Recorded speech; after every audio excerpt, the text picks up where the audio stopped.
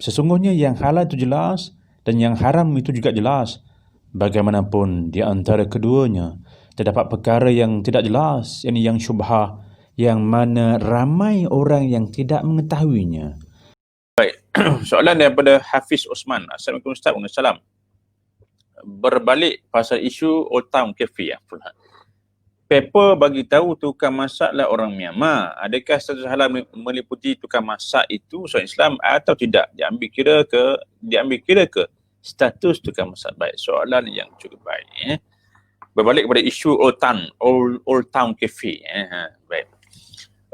Memang pun hakikatnya kita lihat bahawa tukang-tukang masak termasuk jugalah bukan setakat di Old Town, kedai-kedai di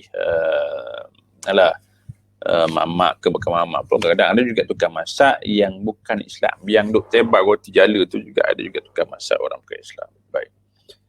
Yang pertamanya memang menjadi syarat kepada restoran-restoran maupun di hotel yang nak mohon sedia halal disyaratkan mesti ada sekurang-kurangnya 2 orang tukang masak Muslim. Sekurang-kurangnya 2 orang tukang masak Muslim. Itu syarat asas. Barulah dia layak nak mohon sedia halal.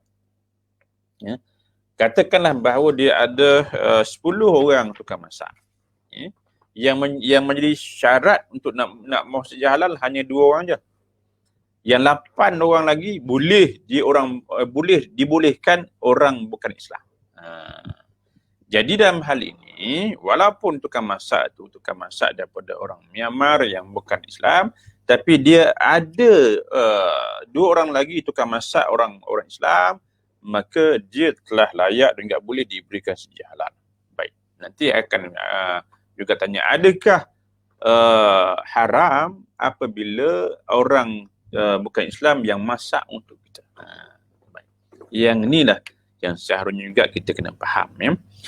Allah telah berfirman dalam surah Al-Baqarah ayat 168 itu. Kita lihat Allah sebutkan, ya ayyuhan nasu kulu mimma fil ardi halalan thayyiban wa la tattabi'u khutuwati syaitan innahu lakum aduwwun mubin. Wahai sekalian manusia, Allah sebutkan, ya ayyuhan nas, wahai sekalian manusia. Maknanya seruan untuk menggunakan, makan, memanfaatkan benda yang halal dan thayyiban ini bukan hanya fokus kepada orang Islam saja, fokus kepada semua orang. Ya ayyuhan nas, wahai sekalian manusia. Kita boleh lihat dalam tafsir Ibn Katsir juga sebut begitu.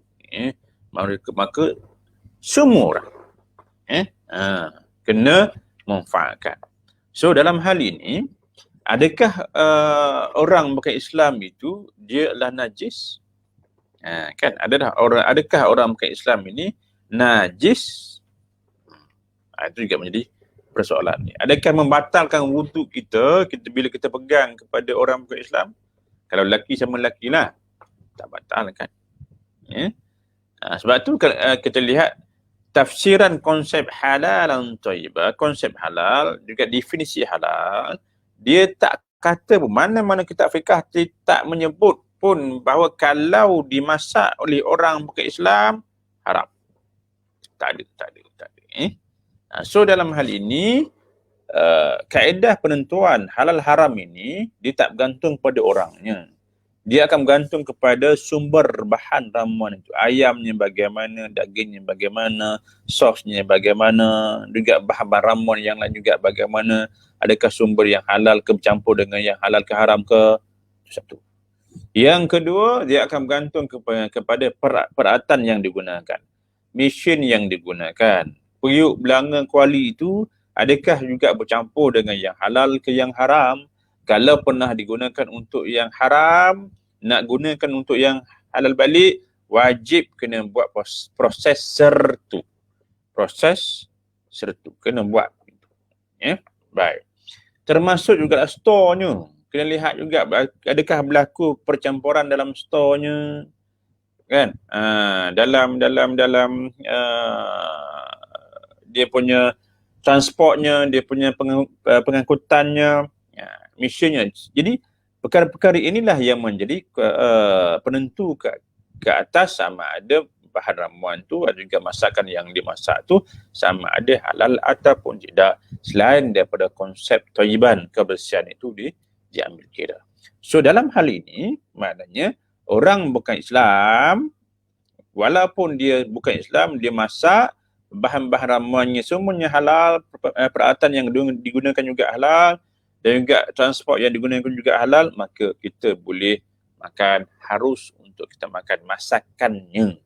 Boleh kita makan. Tidak menjadi haram. Itu hukum fiqh. Hukum fiqhnya begitu. Boleh. Ya. Yalah, kalau kita lihat bahawa kita duduk di hotel-hotel, ulama-ulama pun yang duduk di hotel-hotel di luar negara pun kadang-kadang ada juga tukar-tukar masak oleh orang-orang bukan Islam. Ya. Jadi kita tak boleh nak sebutkan bila orang bukan Islam buat memang ianya tak halal. Hakikatnya memang pun tuan-tuan, ya, owner syarikat yang diberikan sejah halal di Malaysia ni adalah 70%-nya oleh orang bukan Islam. Ya.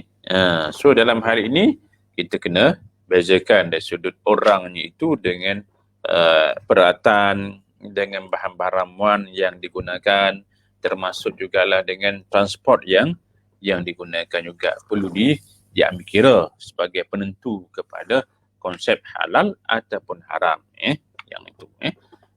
Dan juga diambil kira maknanya orang ini kena ada kad typhoid, ya, wajib nak kena cucuk sebagainya.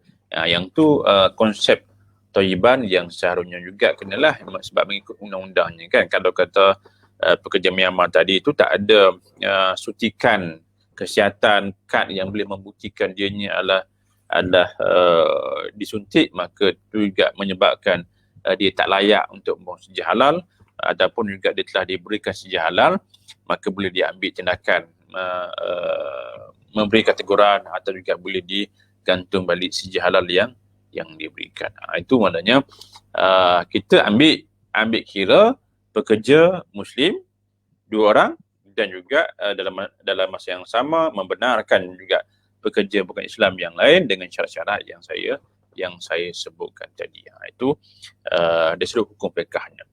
Tapi kalau dari sudut barakah dan juga tasawufnya, maka kita carilah masakan yang dimasak oleh orang Islam. Ya. So dalam hal ini kita juga perlu lihat fiqh aulawiyat, mana yang lebih aula, mana yang lebih kita utamakan untuk kita belikan. Sebab itu konsep produk-produk yang disebutkan sebagai produk BMF, BMF. Bagi saya kita kena lihat BHF dulu kan, buy halal first. Kena cari yang halal dulu. Kalau kata dua-duanya halal, orang Islam halal, orang bukan Islam juga halal, barulah kita lihat kepada BMF ni, mana aulawiyatnya lah kepada orang Islam.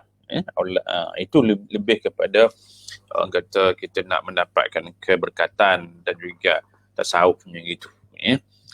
Dia bukan setakat Islam ke orang bukan Islam. Kalau kata dua-duanya orang Islam, katakanlah orang yang duk jual pau ni, dua-duanya orang Islam. Satu pau yang dijual oleh Cik Timah, memang pau dia sedap. Tapi Cik Timah ni dia tudung pun tak pakai baju ketat sebagainya, maka dia anggap sebagai orang yang fasik. Tapi pau dia sedap. Yang sebelah sini pau dijual oleh Mak Cik Timah.